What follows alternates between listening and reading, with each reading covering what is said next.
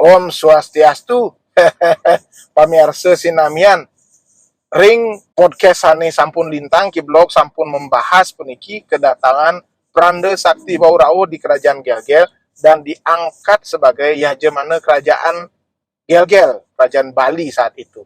Nah, pada saat itu beliau melakukan reformasi. Yang pertama adalah menambahkan sistem kepercayaan sesuai dengan Siwa Sidante, yaitu dari Trikayangan menambahkan satu lagi konsep Padma Sana. Nah, dari konsep Padma Sana ini, beliau kemudian memunculkan satu gagasan bahwa Tuhan yang Maha Kuasa dipuja dari Padma Sana puniki. Nah, inilah cikal bakal mengapa Brahmana di Bali tidak mau bersembahyang di pura yang tidak ada Padma Sananya gitu. Karena memang konsep Padma Sananya itu lahir dari leluhur para Brahmana yang ada di Bali, Kocap, yaitu Pranda Sakti Baurau. Dan nah, itu konsep yang pertama.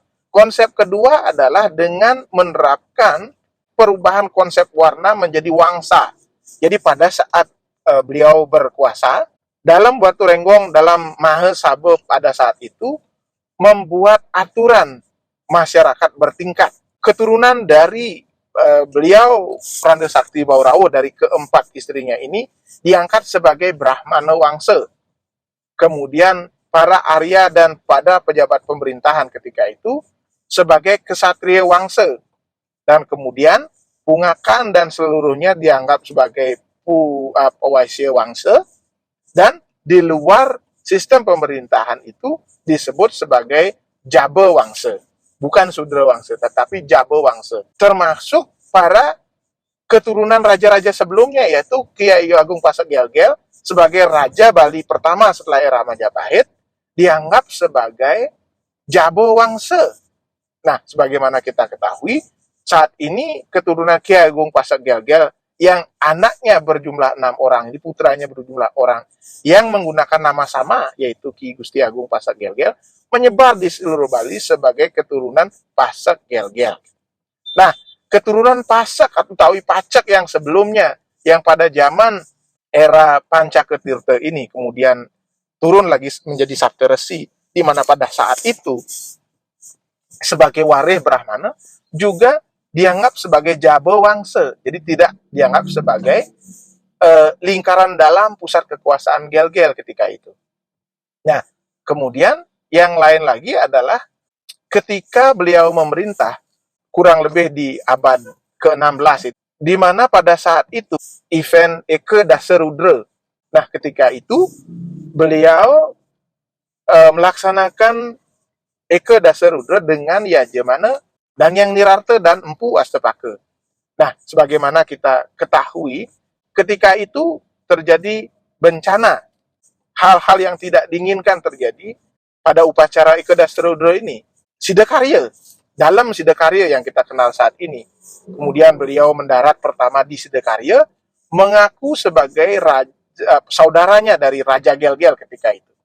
Dan pada saat beliau di Besakih, beliau datang dengan berwajah buruk, dengan pakaian sompang samping gitu, mengaku sebagai keluarga raja, utawi saudara raja, dan dihinalah dalam Sidakarya ketika itu. Dan pada saat itulah muncul kutukan bahwa setiap yadnya yang dilaksanakan akan benyut, akan terjadi huru-hara, akan terjadi prahara pada pelaksanaan Eka Dasarudra saat itu. Nah, terbuktilah ucapan dari dalam Sidakarya itu pada saat acara Eka Dasarudra, semua daging membusuk, lalat bertebaran di mana-mana, setiap pengempon bertikai, utawi uruara, dan kemudian pada akhirnya dalam Batu Renggong menyadari kesalahannya.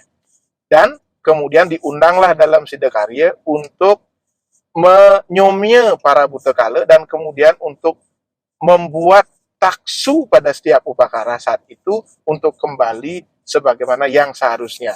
Nah, inilah yang terjadi. Kedatangan dalam Sidakarya ini kita warisi saat ini juga dalam setiap pegelaran upakara besar yang ada di Bali, tidak lengkap kalau tidak ada dalam Sidakarya.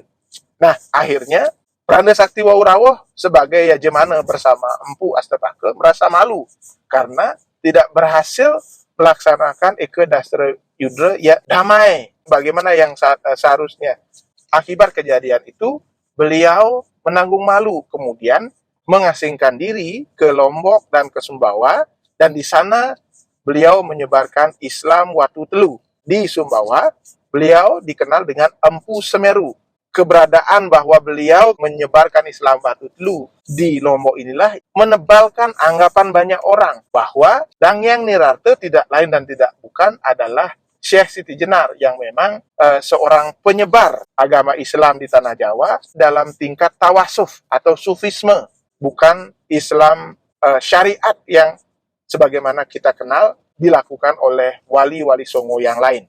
Nah, demikian dulu cerita tentang beliau Dangyang Nirarte. Nanti kita akan lanjutkan lagi tentang warisan-warisan beliau yang kita warisi saat ini di Bali. Om Santi, Santi, Santi, Om.